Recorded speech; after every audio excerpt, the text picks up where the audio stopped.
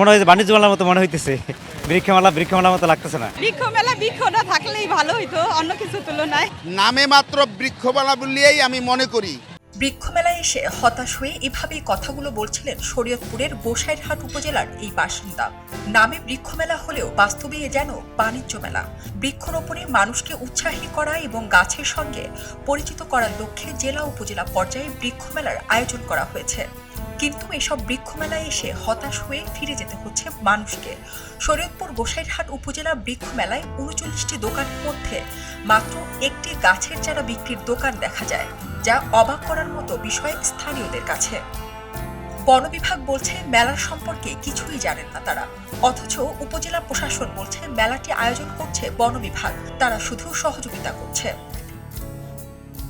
খোঁজ নিয়ে জানা যায় শরীয়তপুরের গোসাইরহাট বন বিভাগ ও উপজেলা প্রশাসনের ব্যানারে উপজেলা পরিষদের কেন্দ্রীয় শহীদ মিনার মাঠ প্রাঙ্গণে ১৫ দিনের মেলার আয়োজন করা হয়েছে। মেলায় ঘুরে দেখা যায় মেলার মাঠের প্রধান অংশ সহ পুরো জায়গা জুড়ে ফুচকা, চটপটি, আচার, কসমেটিক্স, প্রসাধনী, দা বটির দোকান।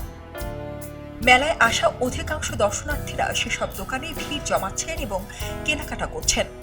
মেলার এক কোণে পড়ে রয়েছে মান্নান নার্সারি নামে একটি গাছ বিক্রির দোকান, তবে চারা বিক্রির দোকানটিতে তেমন কোনো ভিড় ছিল না।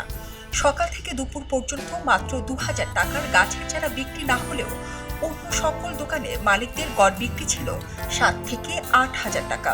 যে লোক গাছ কেনার লেগে আসে তারা তাই সে গাছ কিনে নিয়ে যায়। আর বেশিরভাগ মানুষই আপনার এখানে ছোট ছোট পোলাপান আছে, স্কুলের পোলাপান বা কলেজের পোলাপান, তারা ওইভাবে গাছ কিনতে আসে না, মানে এই মেলা দেখতে আসে, নৌকায় ওঠে, ঘোরে। এই গাছ কিনতে এসে বৃক্ষমেলার অবস্থা দেখে হতাশ কয়েকজন ক্রেতা তাদের হতাশার কথা জানালেন এভাবে। সরকারের পক্ষ থেকে প্রতি বছরের ন্যায় এটা করে, সেই সুবাদে এই বৃক্ষমেলার চেয়ে অন্য মেলা বিনোদনমূলক অনুষ্ঠানটা এখানে বেশি আকর্ষণ অনুমান করতেছি আমি। কিন্তু বৃক্ষমেলাটা দিয়ে আমরা দেশে যেভাবে প্রতিটা একটা গাছ কাটার পরে 10টা গাছ লাগানো, যেই জিনিসটা আমাদের শেখানো, যেই জিনিসটা আমাদের বলা, সেটা আমরা বলতে পারতেছি না, সেটা আমরা সেইভাবে ফুটিয়ে তুলতে পারি না। নামে মাত্র বৃক্ষমেলা বললেই আমি মনে করি। যেটা আমি ইন্সপেকশনের পরে যেটা দেখলাম, এই জন্য আমি সামনে আরও বৃক্ষমেলা যারা এখানে অনুষ্ঠিত করেন সকলের কাছে এবং সরকারের কাছে অনুরোধ করব, বৃক্ষমেলাটা যে বৃক্ষমেলায় রূপান্তরিত হয়। মেলা তো সাধারণত বৃক্ষ থাকারই কথা, কিন্তু এছাড়া অন্য যে সমস্ত দোকানগুলো আছে ওইগুলোতে ভিড় বেশি বৃক্ষর তুলনায়।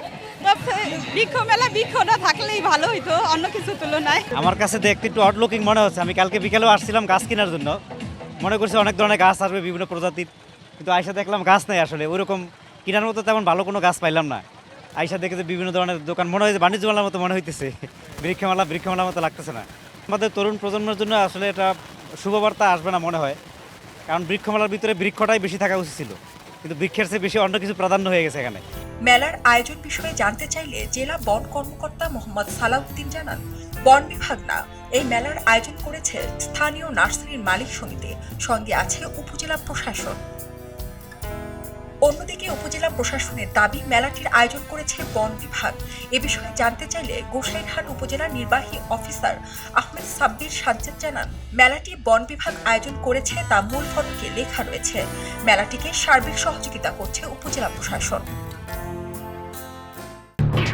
এলো খবরের কাগজ, নিখাত, নির্ভীক, নিরপেক্ষ।